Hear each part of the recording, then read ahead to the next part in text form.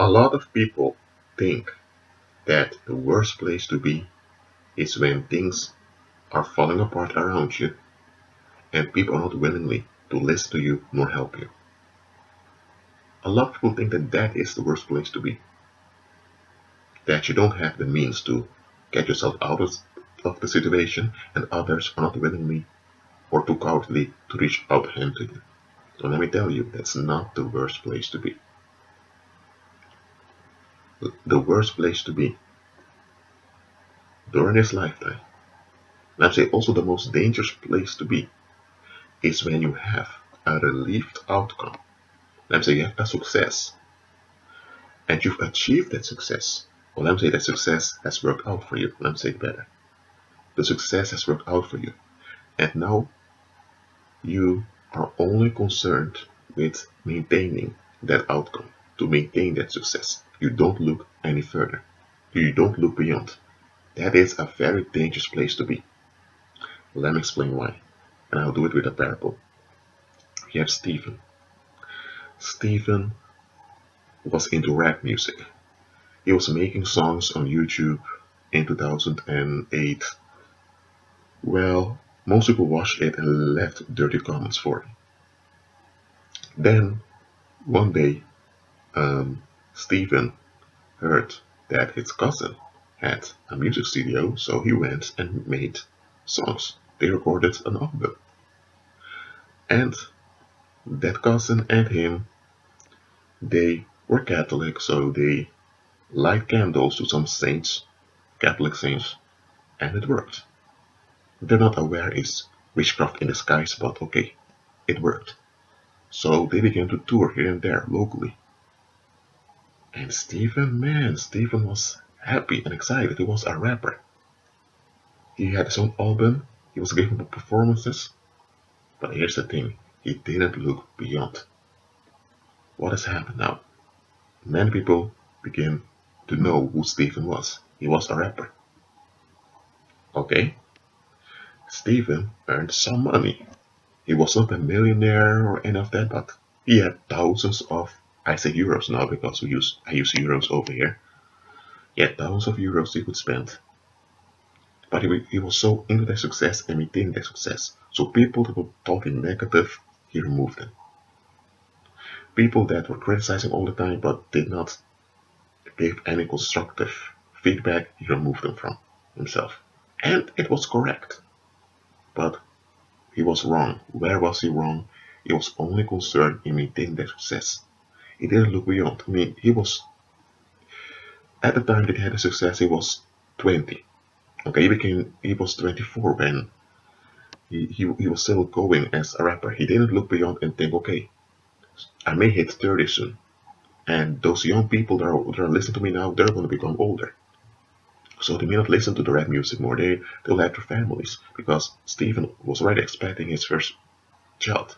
He was to become a father. He didn't look beyond the success he had. The success was a good thing. Okay, I'm not saying the success was wrong. But the success also brought negative attention to him. Rivals, people that couldn't stand him, people that couldn't understand why he had so much success. And those people are not going to forget about Stephen. So let's say now Stephen is 27 and he quit his rap career. He now runs his own, his own snack bar, together with his girlfriend with whom he has a child. And then one day, some robbers enter the snack bar and rob the snack bar. And, well, they are traumatized because it happened. And when the police arrives, the police interrogates them to find out what happened so that they can make a list of suspects. So they ask Stephen, do you know anyone who would want to harm you? Who would want to do something to you? And Stephen began to think his thought, well, no. I'm like a retired rapper, now having my own business with my to provide for my family. And then the detectives went into his career, his past career, and they found out that there were people of a certain neighborhood where he came to perform, and the people around there didn't want him to perform over there. But when he arrived and he performed, he got a lot of fans. So not only did he arrive there and did he perform, he also got a lot of people that were praising him. So the people that couldn't stand Stephen, they were now upset because they were now faced with the praise of Stephen every day. Why didn't they want him to perform over there? Because they first didn't know Stephen, and they thought Stephen had too much attitude. That was just a confidence Stephen had, but they didn't have any confidence, so they perceived the confidence of Stephen as a kind of arrogance. Well, that's their fault, not Stephen's. But their resistance against Stephen, which was their own fault, which has nothing to do with Stephen, now escalated. So now years later, when they heard that he wasn't rapping anymore, they now had his own snack bar, living a peaceful life, they became more upset. Why? Because they were eaten by their bitterness that developed against Stephen, and they had all kinds of issues in their daily lives. At the job, one of them even lost his job because he couldn't maintain his anger. Does all of those things relate to Stephen? No, it's their darkness. It's their will that worked against them. But they blame Stephen because it's the easiest thing to blame the target. So those young men who were in their 25s, they one day decided to rob the snack bar of Stephen. They hoped to find him so that they could kill him, so they could act out against him. They didn't find him. There were only employees over there, so they just took some money and left. Why did they rob the snack bar? It's out of envy. It's out of revenge. Not revenge because Stephen did anything to them. It's revenge because they wanted someone to pay for it so that they are relieved. They did not want to evaluate their own expectations and accept responsibility, so they took it out on Stephen. But Stephen was not aware of this. Stephen never considered that his success as a rapper and the touring may bring enemies onto him.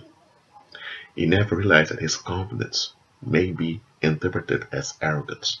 He never realized that in this world there are people who just don't want to let go of their unexamined expectations, and that those people, when things get too hot, they look for a target to relieve themselves. Stephen never considered he may become a target. Now that his snack bar was robbed, he was 29 now, so he had the snack bar for 2 years.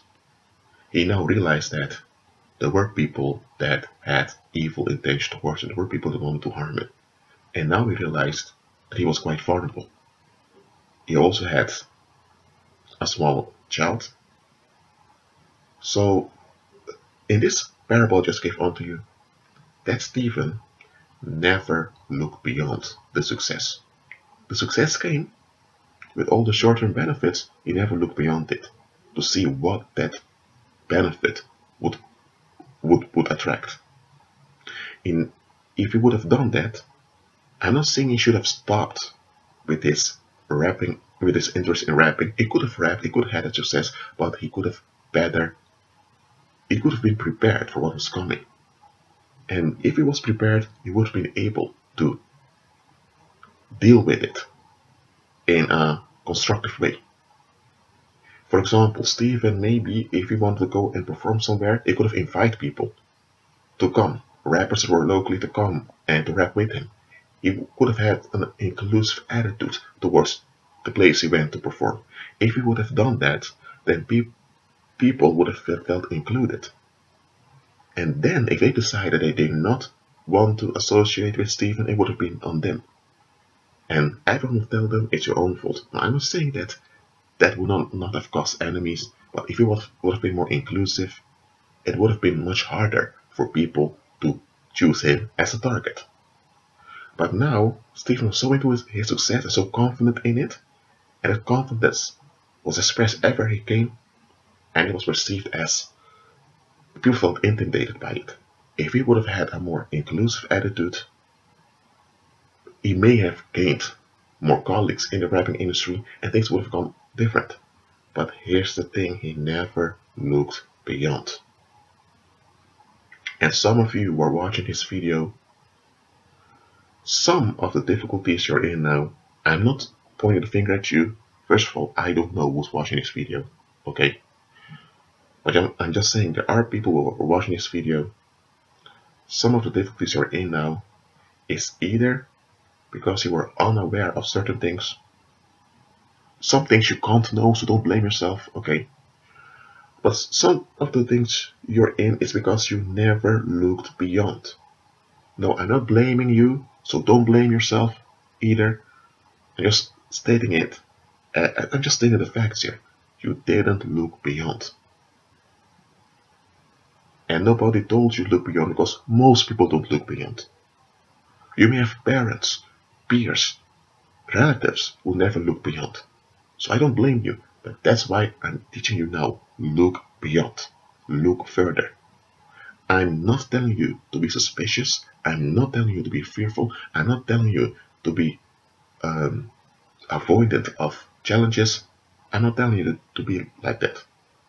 I'm telling you to look beyond. Okay, another illustration. Let's say you wanna purchase, you wanna start your own business. Okay, I'm talking about undertaking stuff. You want to start your own business in Japan, and you want to purchase a house in Japan. And you're not some teenager who watched anime and is excited about Japan based upon the animation he or she has watched. You have finished college, you have a degree in sociology of Japan, so you know about the country. You've been to the country twice, and you want to open your business over there. You know how to do it, and you want to purchase a house. Why? Because let's say you have a Japanese girlfriend who's about to become your wife and you want to settle there. Okay, I'm happy for you. Just look beyond. Okay? Once you have your business over there, you are a foreigner, and that will play a role. Okay? That business is in the Japanese, it's part of the Japanese economy. So you will be subjected to the Japanese regulations. Okay, that's obvious. But here's the thing. In every economy, in every country, you have hidden actors that are using violence to get their way. You have that in every country. Okay? I'm just being straight over here. You have it everywhere. So also in Japan. So you need to consider that. And every country, every society has their way to deal with violent actors. Okay, but violent actors are there. So you have to consider that you may have your house over there and your wife, but first of all, you didn't grow up in that society, so there will be things that people can exclude you from because you're not considered one of them. If you have children, your children may face discrimination here and there because they're half. Well, it happens, so I'm not saying it will happen. It can be that your children may not experience any discrimination, but it can happen. So be prepared for it. And if you notice that, I'm not saying this is the case in Japan, if you notice that the place you're in, because a country can be big, so there can be differences within a country also. But let's say that the place that you're at, people tolerate the mobsters to have their way, but you're not aware of it. It can be that those mobsters will begin to put attention on you. First of all, you're a foreigner over there, so you're already an anomaly. So, yes, that you want to have your endeavor to Japan, all of that, I support you, just look beyond. There's more coming to it. I'm not telling you to become negative and give it all up because there may be some stuff you need to consider. No, just look beyond. Okay, I'm going to give one more illustration and then I'm going to close. For example, we have Sarah. Sarah met a guy. She has wrong feelings towards the guy. She's in love, okay. And she wants to move in with the guy. She began to cut off certain friends that she thought were too intrusive in her business. She even began to distance herself from other guys that she had contact with because she didn't want to upset the guy she was about to move in with. She was serious about building a life with the guy. But here's the thing, she was only focused on the comfort she would have of living with the guy. She did not evaluate his thinking pattern. She did not evaluate his upbringing. She did not evaluate his relatives. She did not evaluate his attitudes. He mirrored her expectations. She had expectations concerning men that she never evaluated, and that man reflected those expectations. And because she never evaluated her own expectations, she thought this is the man. But many of her own expectations were horrible. Many of her own expectations were inconsistent. But she never really realized that. Because the friends she had, the peers she was hanging out with, validated her expectations. That's why they were friends. But those expectations didn't add up. So now she was with a guy. And she was becoming isolated from other people. And some people noticed it and began to tell her things like, was it Suzanne that I used in the beginning of this? Okay, anyway, people came to tell her, that guy you're with, is he alright? And she began to say, yeah, it's fine, it's fine. Because people noticed some jealous rage in the guy when they would meet her together with him.